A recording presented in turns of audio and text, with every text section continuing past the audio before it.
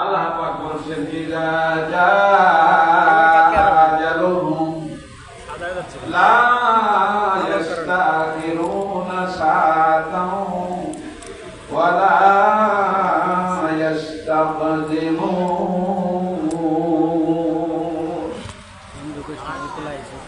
সুস্পষ্ট আল্লাহ পাকের বাণী। এই সময় যখন চলে আসবে কিয়ামতে আসলে তোমার জন্য রেখে দেওয়া হয়েছে। দেখলে সমস্যা এইটা যখন শেষ হবে সময় মতো তোমার কাছে আজরাইল হাজির হবেই হবে। ঠিক কিনা বলো? জোরে বলেন। সময় মতো আজরাইল আসবেই, কেউ ফেরাতে পারবে না। এক সেকেন্ড আগেও না আর এক সেকেন্ড পরও না, নির্ধারিত সময় তোমার কাছে আজরাইল হাজির হবেই। এমনকি আম্বিয়া আলাইহিস সালাতু ওয়াস সালাম পর্যন্ত তারা এই মাঝে মউত, সাকরাতুল মউত, মৃত্যু নিয়ে তারাও চিন্তা করতেন।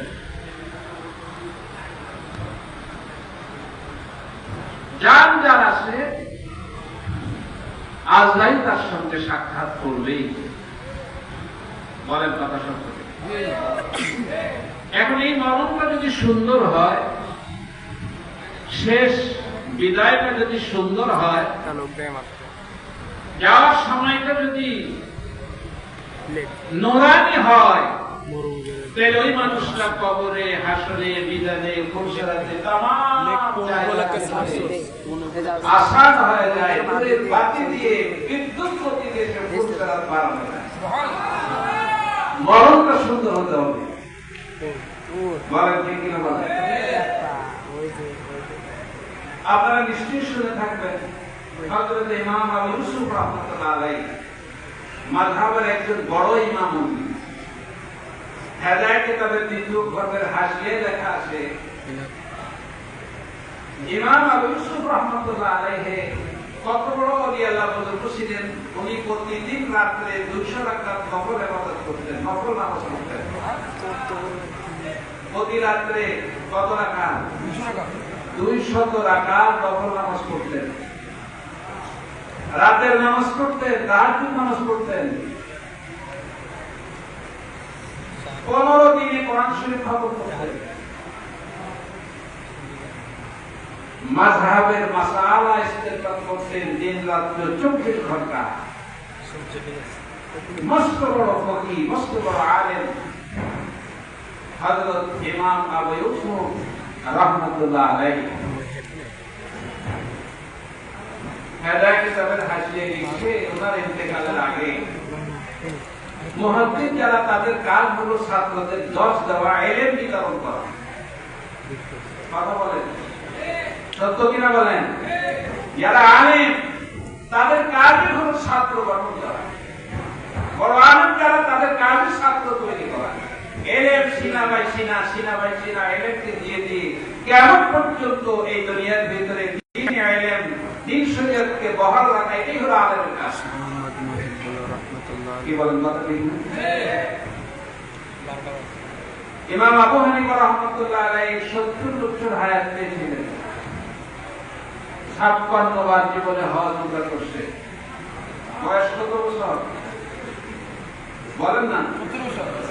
হজ উমরা করছে কতবার? 56 বার। স্বামী কিতাবে লেখা আছে উনি 40 বছর এশার নামাজের ওযু দিয়ে ফজরের নামাজ পড়ছেন। কত বছর? 99 বার স্বপ্নে আল্লাহ পাকের নূর জিয়ারত হয়েছে তার। বাইতুল্লাহর ঘরের ভিতরে, আল্লাহর ঘরের ভিতরে 2 পায়ের উপরে দাঁড়ায়া 2 রাকাত নামাজে 30 পারা কোরআন শরীফ উনি খতম করছেন। এই লোকগুলি আমার ইসলাম কবুল করছে। যে লোকটা সারা রাত দাঁড়ায় নফল নামাজ পড়ে 40 বছর এশার ওযু দিয়ে ফজরের নামাজ পড়ছে, এই লোকটা ঘুমাইলো কখন? ফজরের নামাজ পড়ে ঘুম দিছে আর ওই 3টার সময় উঠছে নাকি, তা সারা রাত বসে নফল ইবাদত করবো আর সারা সকাল ঘুমায় থাকবো। এই হানাফি মাযহাবের মধ্যে একটা মাযহাব ৮৩,০০০ মাসআলা যিনি ইস্তিনবাত করেছেন, হানাফি মাযহাবটা যিনি প্রতিষ্ঠা করেছেন, এই গবেষণা এই মোতালা কখন করছেন? রাতে বেলাতে ইবাদত করে কাটালেন। ওনার জীবনীতে লিখছে ৪০ বছর ১১ দিয়ে ফজরের নামাজ পড়ছে, ফজরের নামাজের পরে ইশরাকের পরে ছাত্রদেরকে ১০ দিছে একটানা জোহরের নামাজ পড়তে। জোহরের নামাজের পরে খানা দানা করে আল্লাহ রাসূলের সুন্নাত কায়দা করা, এই আসর পর্যন্ত এই সময়টা ইমামে আযম বিশ্রাম করতেন। কি করতেন বলেন না? কত ত্যাগ, কত বড় উচ্চ মাকামের অধিকারী। আমার বাবাজি, আমি যে কথাটা বলছিলাম, ইমাম আবু ইউসুফ রাহমাতুল্লাহ আলাইহির ইন্তেকালের সময় যখন আসছে, মরণটা যদি ভালো হয় এটা বলতে চাচ্ছিলাম।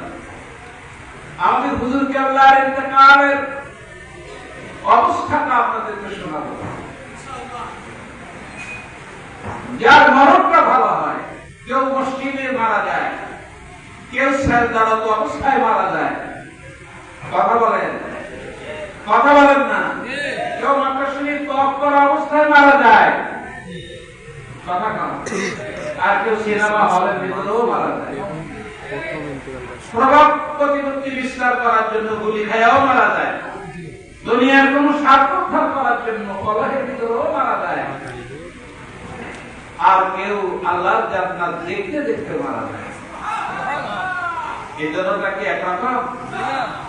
হযরত আবু ইউসুফ রাহমাতুল্লাহ আলাইহির ইন্তেকালের সময় যখন হয়ে গেছে, বুজুর্গানে দিন যারা হয়, আল্লাহ পাকের নূরের মানুষ যারা হয়, অনলাইন ইন্তেকালের আগে তাদের এই দিনক্ষণ সময়টা তারা বুঝতে পারে। হযরত ইমাম আবু ইউসুফ রাহমাতুল্লাহ আলাইহি ইন্তেকালের আগ মুহূর্তে ওনার তবিয়ত ছিল উনি সারাদিন ছাত্র পড়াইতেন, হাদিসের 10 দিতেন, ফিকহ শাস্ত্রের বিস্তার ঘটানোর জন্য কেমনে যোগ্য যোগ্য সাগরিক বানানো যায়, এই জন্য ইলম বিতরণের কাজে সবসময় ব্যস্ত থাকতেন। এটাই মুহাদ্দিসের কাজ। তা উনি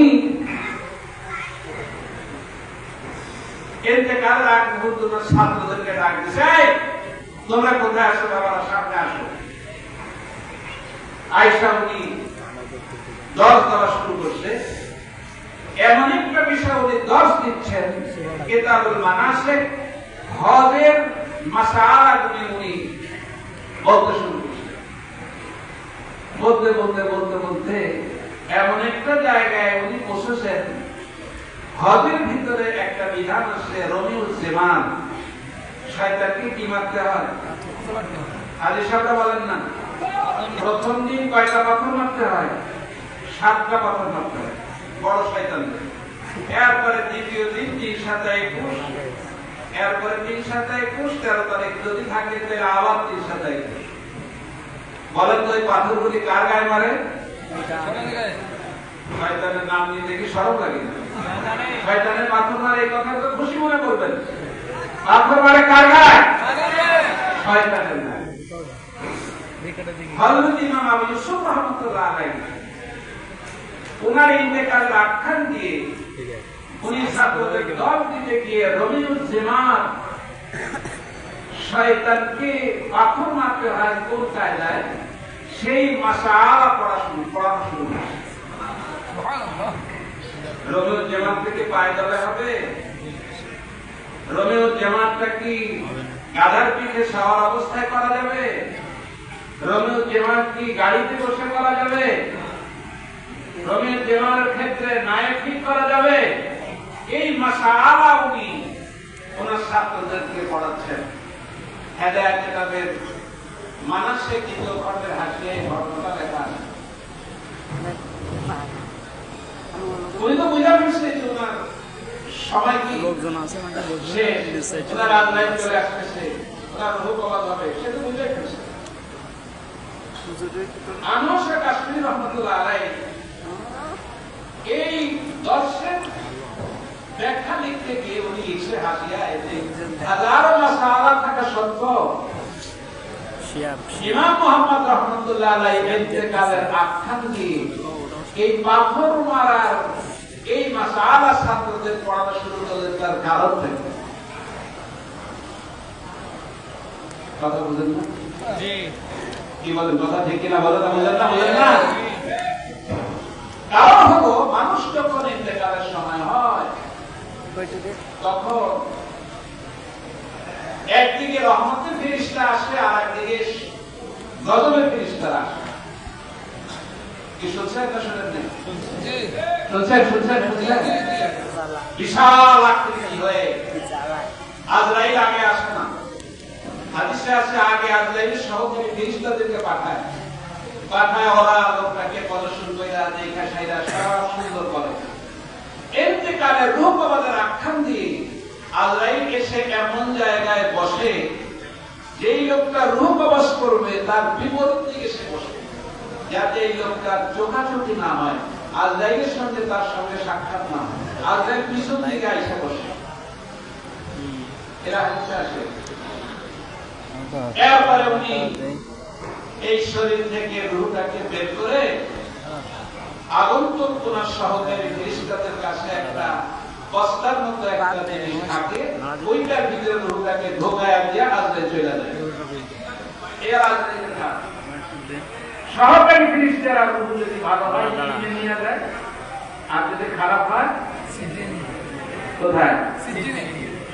এই সময় ডান পাশে আর বাম পাশে অগণিত রহমতের ফেরেশতা, আবার এদিকে গজবের ফেরেশতা, ইল্লিনে নেওয়ার ফেরেশতাও আছে, সিজিনে নেওয়ার ফেরেশতাও আছে। হযরত আবু ইউসুফ রাহমাতুল্লাহ আলাইহি উনি এই সময় শয়তানের গজবের ফেরেশতা বিদায় হবে, শয়তান বিদায় হবে না রহমতের ফেরেশতারা বিদায় হবে, এই মাথায় ভিতরে এই টেনশন যে না জানি ইন্তেকালের সময় যার শেষ ভালো তার সব ভালো, তার এই সময়টা যদি পাথর মারার মাসালা ওড়ানো হয় ছাত্রদের, এই পাথর কাকে মারে? কথা বলে এই শয়তান এই পাথর মারার মাসালা তাকরার শুনলে, তালিম শুনলে, এই মুতালা শুনলে শয়তান আমার থেকে দূরে চলে যাবে।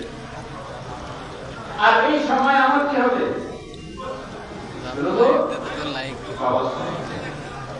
ইন্নাল্লাযীনা ক্বালু রাব্বুনাল্লাহ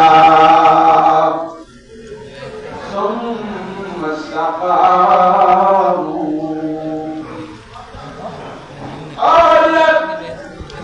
রাব্বুল আলামিন কালামে হাকিমে ঘোষণা করছেন, যারা এই দিন শরীয়তের উপরে কায়েম থাকে, এর উপরে মজবুত থেকে আমল সালেহ যারা করে, নেক আমল যারা জীবন গঠন করে, ওদের যখন মরণের সময় হয়,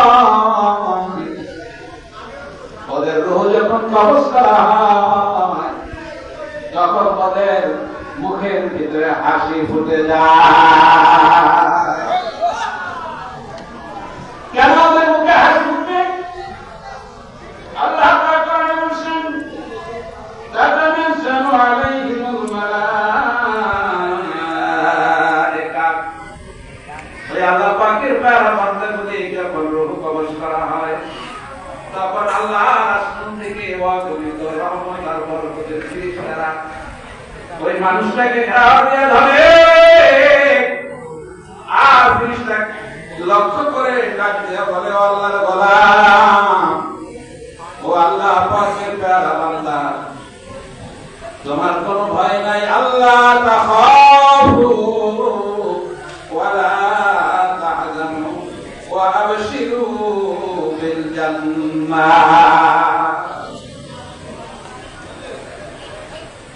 তুমি ইবাদুর রহমান, তুমি আল্লাহ পাকের গোলাম, আল্লাহ পাকের প্রিয় বান্দা তুমি। আমরা রহমতি ফেরেশতা তোমাকে সুসংবাদ দেওয়ার জন্য আসছি। আল্লাহ তাখাফু ওয়া লা তাহজানু। এই মরণের সময় তোমার কোনো ভয় নাই, এই মরণের সময় তোমার কোনো ভীতি নাই, এই মরণের সময় তোমার কোনো চিন্তা নাই। ওয়া আবশিরু বিল জান্নাহ।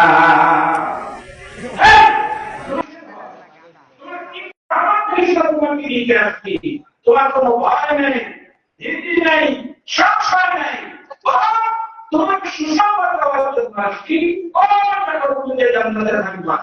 ওয়া আবশিরু বিল জান্নাহ, ওয়া ইমাল জান্নাহ। জান্নাতুল সুবহান।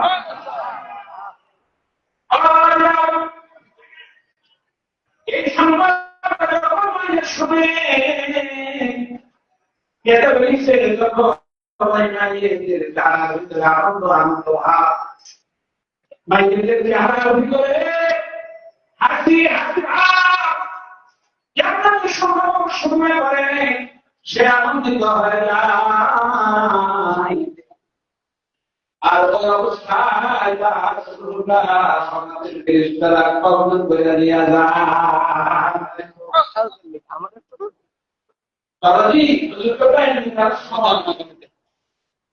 আমার খুব আশা ছিল যে আমি হুজুরের কাছে একজন দিকে তো হাসতেন, আগেবার সব শুনে গেছি, কিন্তু এতে কারণে 2 দিন আগে গতকাল হুজুর আমাদেরকে সরসিনা কাটালেন, আমাদের এখানে কাজে আসেন।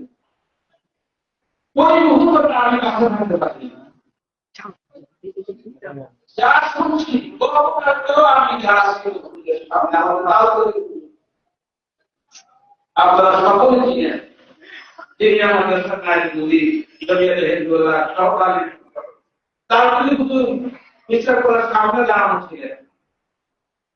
আর হুজুরের কাছে বলার সাক্ষী ছিলেন। কারণ বলার সাক্ষী কাছে জিজ্ঞাসা করছি যে হুজুরের জায়গায় হুজুরের কাছে সাক্ষী তো বলছে, তাহলে হুজুর বলছে যে হুজুরের যখন এই সময়টা আসছে তখন হুজুরের সব আত্মীয় স্বজন যারা আছে, আমাদের আপা আছে, আমাদের বর্তমান হুজুর কেবলা, ছোট হুজুর কেবলা, আম্মা জান সকলে আসছেন, হুজুরের সামনে দোয়া দিচ্ছেন, হুজুরকে পানি খাওয়াইছেন। এবং সর্বশেষ এই টাইমটা হুজুরের প্রাণ বায়ুটা যখন বের হয়ে যাচ্ছে, 10ই মহরম 2:11 মিনিট মাত্র, ওই সময়টা হুজুরের চেহারার ভিতরে এমন একটা হাসি,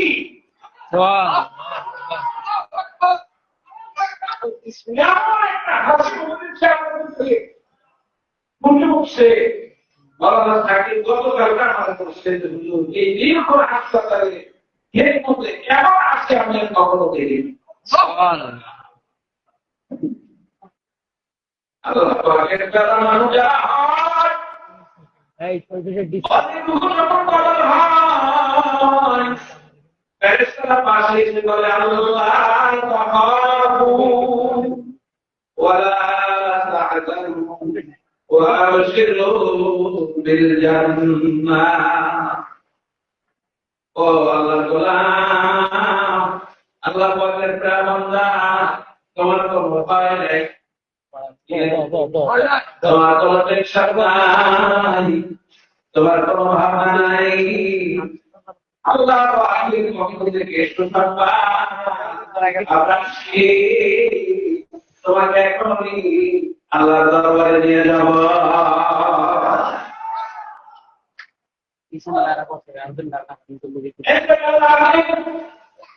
তারপরে হুজুরের মুখে শুনছি আল্লাহও ফেলেছিলেন, প্রত্যেকটা লোক একই কথা বলছেন।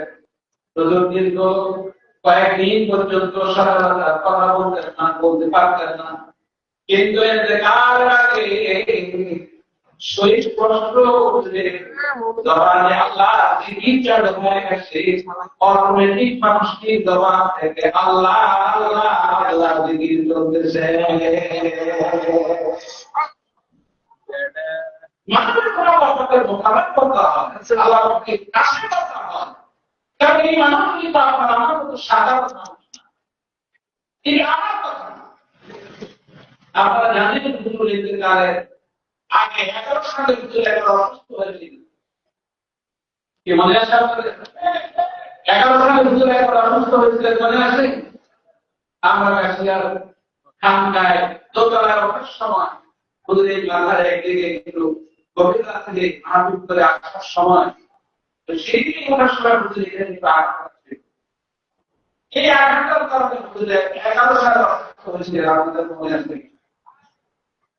শরীর ভিতরে ঢাকা হাসপাতালে নেওয়া হলো। নেওয়ার পরে এখানে চিকিৎসার পরে পারিবারিক সিদ্ধান্ত হলো ভালো চিকিৎসার জন্য হুজুরকে সিঙ্গাপুর নেওয়া হবে। আমি অযোগ্য ওই সিঙ্গাপুর হুজুরের শহরে আমিও ছিলাম। সিঙ্গাপুর মাউন্ট হাসপাতালে হুজুরকে ভর্তি করা হয়েছে। আমাদের বর্তমান হুজুর চেষ্টা হুজুর কাবলা হুজুর কাবলার ভাই নাম হুজুর ব্যাপারে বড়ুল্লাহ ভাই আমাদের প্রধান আমাদের বৈদ্যুতিক কর্পোরেশন সভাপতি কাজী শাহমান সাহেব, আমাদের ঢাকার আল্লাহ নাসির সাহেব, এরকম অনেক মাওলানা আলী আকবর সাহেব ঢাকা। আমরা বাংলাদেশের হাসপাতালে হুজুরকে ভর্তি করা হলো। অপারেশন হচ্ছে কি আপনারা শুনতেছেন? একটা কথা বলি মিথ্যা বলি, আমরা যেন আগুনে কেসে দিয়ে আমরা মিথ্যা দেখেন। এদের হুজুরের অপারেশন হচ্ছে, যদি হয় সেটা যদি কত হয়, এটা কি সাধারণ হবে? এই লাইন থেকে হুজুরের এই শিরাটায় ক্ষতিগ্রস্ত হয়েছে। হুজুরের এই লাইন থেকে হুজুরের খাবার খেতে পারতেন না। আপনারা অনেক ভাই এই লাইন হাতে হুজুর খামাই খাইতে হবে, এই শক্তি হুজুরের ডাক হবে। এই খবর হুজুর তো অপারেশনের জন্য নেওয়া হলো, আমাদের হাসপাতালে